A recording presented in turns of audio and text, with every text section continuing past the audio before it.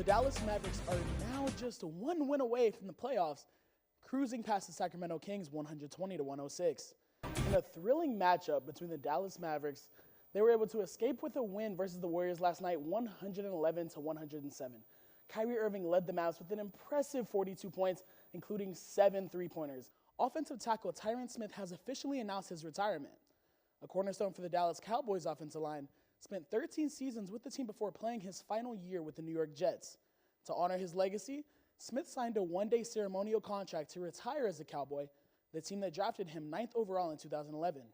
North Texas fought until the very last inning, and what happened next was something special. Along with the women's basketball team making history with back-to-back 20-win seasons for the first time ever, this squad is setting a new standard. Stay tuned.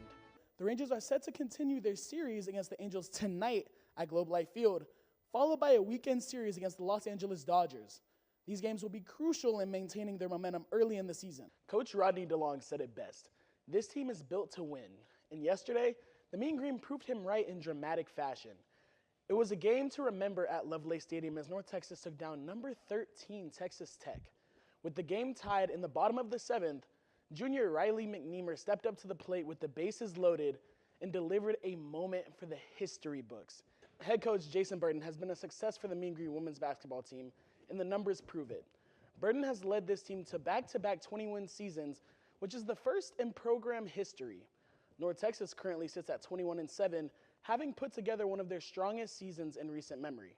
The Mean Green softball team is off to a strong start in the 2025 season, currently holding an 8-2 overall record and riding a 3-game winning streak with a big win against Georgia Tech.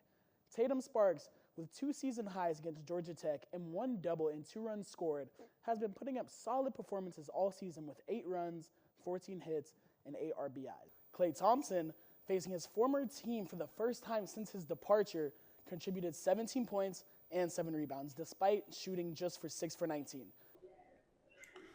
Student athletes at UNT not only train on the field, but they also hit the books hard. Balancing academics and athletics is a big part of these students' lives. With NIL as a reality now, these UNT athletes are cashing in. Whether it's social media endorsements, merch, or social media brand deals, we look to see how these UNT athletes are navigating this era.